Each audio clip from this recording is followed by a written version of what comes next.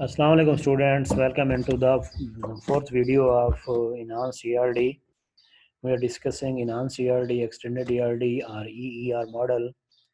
We have defined that enhanced ERD is a model that has resulted from extending the original ER model with new modeling constructs. कुछ नए constructs हम already define कर चुके हैं, just like हमने देखा है सुपर टाइप क्या होती है, सब टाइप क्या होती है, जनरलाइजेशन का प्रोसेस क्या होता है, देन स्पेशलाइजेशन को डिफाइन किया था. Generalization is something in which we are create generic concepts from the some specific concepts, and specialization is a process in which we are creating subgroups from a generic group.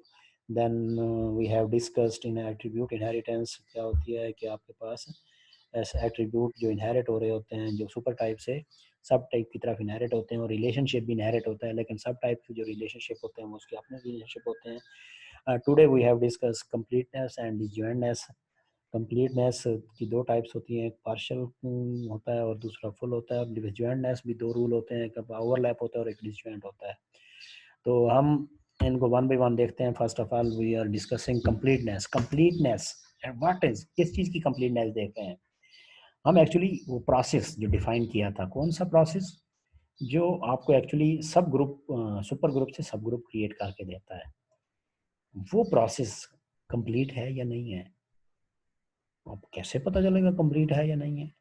बड़ा आसान काम है कि जो सब group हैं वो सारे के सारे डिफाइन है या नहीं है. सारे के सारे सब ग्रुप डिफाइन है तो हम उसे कहेंगे यस, सारे डिफाइन है, तो इसे हम कहते हैं सारे सब ग्रुप डिफाइन है. स्पेसिफिक जितने भी थे तो फुली स्पेशलाइज, फुल स्पेशलाइजेशन हम कहते हैं. तो हम इसे नोटेट करते हैं डबल लाइन से. तो वो हम देखते हैं आगे कि डबल लाइन कहाँ पे लगानी होती है. और अगर सब ग्रुप्स कुछ नहीं हुए, maybe some not define, तो हम उसे पार्शियल स्पेशलाइजेशन कहते हैं और उसे सिंगल लाइन से नोटेट करते हैं. एग्जाम्पल अगर देखें तो हम कहते हैं there are only 3 type of vehicles organization deal. एक कोई ऑर्गेनाइजेशन है उसमें 3 टाइप की हैं, कि 3 टाइप की व्हीकल्स हैं, 3 टाइप के अलावा कोई व्हीकल नहीं होगी. तो इसका मतलब है 3 सब ग्रुप्स उसने बता दिए आपको. This is something called process complete है, फुल्ली स्पेशलाइज्ड है. या फिर दूसरी का एग्जांपल देखते हैं. हम कहते हैं कि स्टोर जो है वो सेल करता है मिल्क, डिटर्जेंट्स, फूड आइटम्स और भी बहुत सारी चीज़ें करता है. तो 3 ग्रुप उसने बता दिए हैं, बाकी ग्रुप कौन बताएगा भाई? तो बाकी ग्रुप नहीं बताया गया. इट मीन्स वो जो प्रोसेस था सब ग्रुप बनाने का, 3 सब ग्रुप बना दिए, बाकी सब ग्रुप अभी तक नहीं बनाया गया है.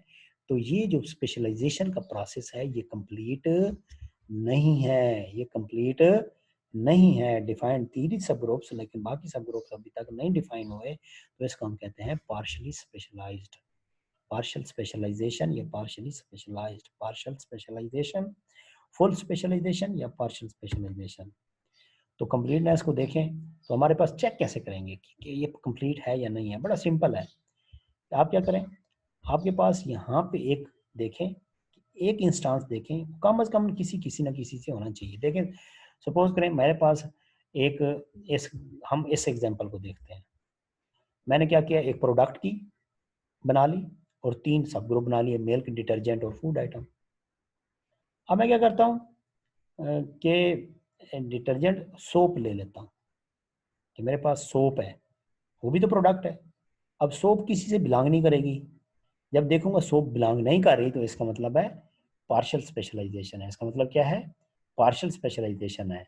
अब एक लम्हे के लिए इमेजिन करें कोई स्टोर है वो सिर्फ इन 3 में बिलोंग करता है, 3 को डील करता है, इसके अलावा चौथी प्रोडक्ट को डील ही नहीं करता. तो जो भी प्रोडक्ट उठाएंगे वो किसी ना किसी एक सब ग्रुप से बिलोंग कर रही होगी. तो इसका मतलब है फुली थी. तो यहाँ पे वही कह रहा है whether an instance of super type must also belong a member of at least one sub type. किसी एक से कर रही है तो फिर इसका मतलब प्रॉपर है. अगर इसका जवाब आपको यस में मिले तो डबल लाइन लगाएंगे, वो टोटल स्पेशलाइजेशन होगी, फुल स्पेशलाइजेशन या टोटल. और अगर उसका आंसर आपको नो में मिलता है तो सिंगल लाइन लगाएंगे. अब देखें, पेशेंट या तो आउट पेशेंट होगा या रेजिडेंट पेशेंट होगा, तीसरी टाइप का पेशेंट नहीं हो सकता. तो जो भी पेशेंट उठाएंगे वो कम से कम एक सब ग्रुप से लाजमी बिलोंग कर रहा होगा. तो इसका मतलब है ये टोटल स्पेशलाइजेशन है. तो डबल लाइन यहाँ पे लगाएंगे, ये लगी हुई है डबल लाइन. ठीक है, पेशेंट लाजमी तौर पर एक सब ग्रुप से बिलोंग कर रहा है तो डबल, इसे हम कहते हैं टोटल स्पेशलाइजेशन। पार्शियल स्पेशलाइजेशन क्या होगी? अ व्हीकल, जैसे आपको याद है हमने इसी प्रीवियस वीडियो में बनाया था इसको, मोटर बाइक भी थी, मोटरसाइकिल जिसे था। अब जब व्हीकल मोटरसाइकिल व्हीकल लेंगे तो वो किसी भी सब ग्रुप से बिलोंग नहीं करेगा, तो इसका मतलब है सब ग्रुप सारे के सारे डिफाइंड नहीं हैं। This is something called partial specialization. Similarly आप एम्प्लॉय की बात कर सकते हैं। एम्प्लॉय के आपने बनाए थे परमानेंट एम्प्लॉय, विजिटिंग एम्प्लॉय और फिर कंसल्टेंट। हो सकता है चौथी टाइप का भी हो। अगर चौथी टाइप का नहीं है, अगर चौथी टाइप का है और नहीं डिफाइंड तो सिंगल लाइन लगाएंगे। अगर चौथी टाइप का डिफाइंड क्या कहते हैं इम्प्लाय, इम्प्लाय भी नहीं है और डिफाइंड भी नहीं है, तो फिर इसका मतलब इम्प्लाय लाजमी तौर पर इन तीनों से बिलोंग करेंगे, तो डबल लाइन लगा देंगे।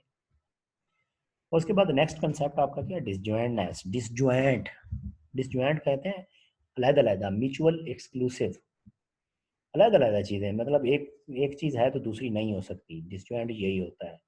दिन है तो रात नहीं हो सकती, रात है तो दिन नहीं हो सकता, ये डिसजॉइंट है। मेल है तो फीमेल नहीं हो सकती, फीमेल है तो मेल नहीं हो सकता, डिसजॉइंट है। इन चीज़ों को डिसजॉइंट कहते हैं। तो इसी तरीके से कंसेप्ट भी डिसजॉइंट हो सकते हैं।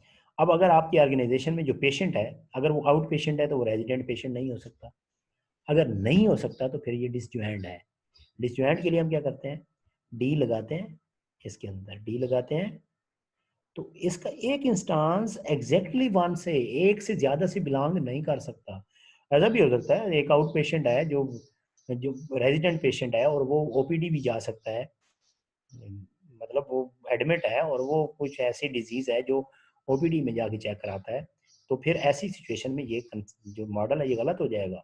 यहाँ पे क्या होना चाहिए? ओवरलैप। ओवरलैप के लिए हम क्या करते हैं? ओ। और डिसजॉइंट के लिए हम क्या करते हैं? डी। पेशेंट और फिर अब एक एम्प्लॉय परमानेंट एम्प्लॉय भी हो सकता है, विजिटिंग एम्प्लॉय भी हो सकता है, तो फिर क्या होगा? वो एम्प्लॉय परमानेंट भी हो सकता है, विजिटिंग भी हो सकता है, तो यहाँ पे ओ लगाएंगे। ओवरलैप, इस सर्कल के अंदर, ओवल के अंदर ओ लगाएंगे। अभी हम डी लगा रहे हैं, इसके मीनिंग क्या है?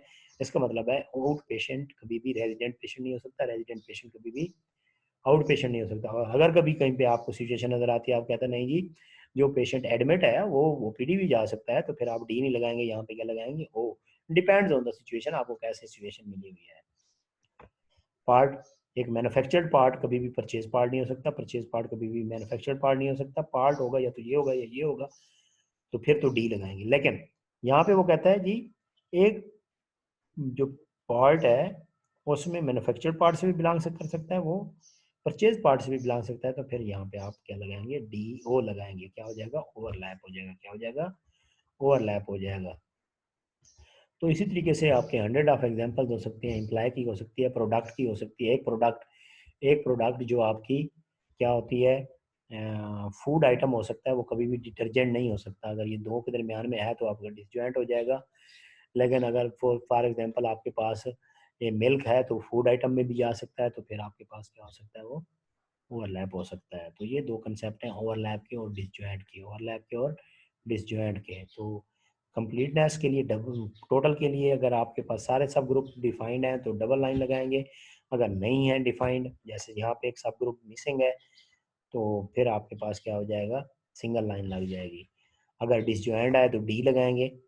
अगर डिसजॉइंट, डिसजॉइंट का मतलब ये है कि मैक्सिमम एक सब ग्रुप से बिलोंग करेगा, मैक्सिमम एक, ओनली वन, एक से ज़्यादा से नहीं, तो उसे हम क्या कहेंगे? डिसजॉइंट। अगर वो डिसजॉइंट है तो फिर ओवरलैप, और यहाँ पे ओवरलैप पे आप क्या करेंगे?